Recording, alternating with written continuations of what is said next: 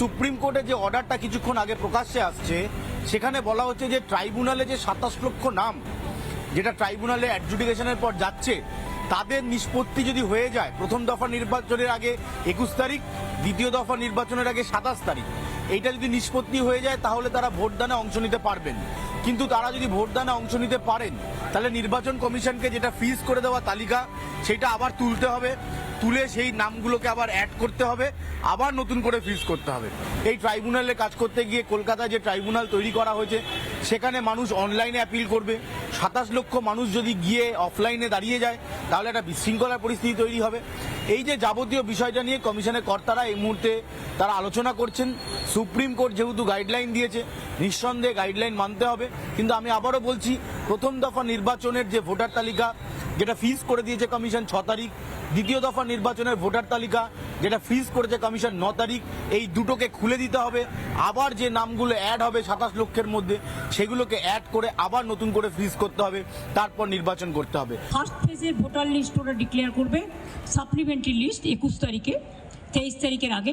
ওটা পেয়ে গেলে আমাদের বুথের সমস্ত কর্মীদের বলবো, আমাদের লিডারদের বিভিন্ন জায়গায়, যে তারা যেন রাতের মধ্যে ভোটার স্লিপ তৈরি করে বাড়ি বাড়ি পৌঁছে দেয়, যাতে ওরা ভোট দিতে পারে, যাদের নাম বাদ দিয়েছিল। 29 তারিখে যেটা লাস্ট ফেজ আছে সেটাও 2 দিন আগে 27 তারিখে বলেছে ওটা ট্রিব্যুনাল অ্যানাউন্স করবে ভোটিং রাইটস।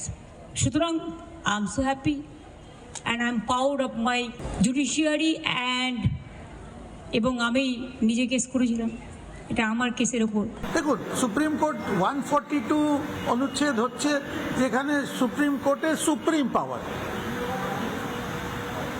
সব জিনিসে ঊর্ধ্বে সুপ্রিম কোর্ট রায় দিতে পারে। আর সুপ্রিম কোর্ট যদি বলে দ্যাট এটা হবে তো হবে, কি করে ওরা করবে আমি বলতে পারছি না।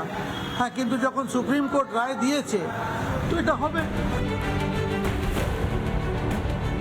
কমিশন যেহেতু একটা স্বশাসিত সংস্থা, সেক্ষেত্রে সুপ্রিম কোর্টের এই গোটা বিষয়ের মধ্যে অবজারভেশনে সুপ্রিম কোর্টের অর্ডারটা কমিশন কিভাবে ইমপ্লিমেন্টেশন করবে সেটা কমিশন এখনো পর্যন্ত এই বিষয়ে কোনো কথা বলছে না। যদিও কমিশনের বক্তব্য সুপ্রিম কোর্ট যেভাবে গাইডলাইন দিচ্ছে তারা সেই গাইডলাইন মেনেই চলবে। কিন্তু একেবারে পাটিগণিতের হিসেব যদি দেখো তাহলে এই মুহূর্তে 91 লক্ষের কাছাকাছি নাম বাদ, 6,77,00,000 ভোটার ভোট দিতে পারবেন। 27 লক্ষ নাম নিয়ে এই মুহূর্তে অ্যাপিলে যেতে হবে এবং এই অ্যাপিলটা যেটা শুরু হচ্ছে, যেটা ট্রাইব্যুনালে যাবে, সেইটা কত দ্রুত এই 27 লক্ষ নামের নিষ্পত্তি হবে এবং এটা কিভাবে সম্ভব সেইটা নিয়েও কিন্তু একটা জটিলতা রয়েছে। ক্যামেরা আলী হোসেনের সাথে অনুপম পাত্র, রিপাবলিক বাংলা, কলকাতা। নানা ধরনের কন্টেন্ট দেখার জন্য লাইক করুন, শেয়ার করুন আমাদের ফেসবুক পেজ, সাবস্ক্রাইব করুন আমাদের ইউটিউব চ্যানেল। পাশাপাশি অন্যান্য ব্রেকিং নিউজের জন্য অবশ্যই চোখ রাখুন রিপাবলিক বাংলায়।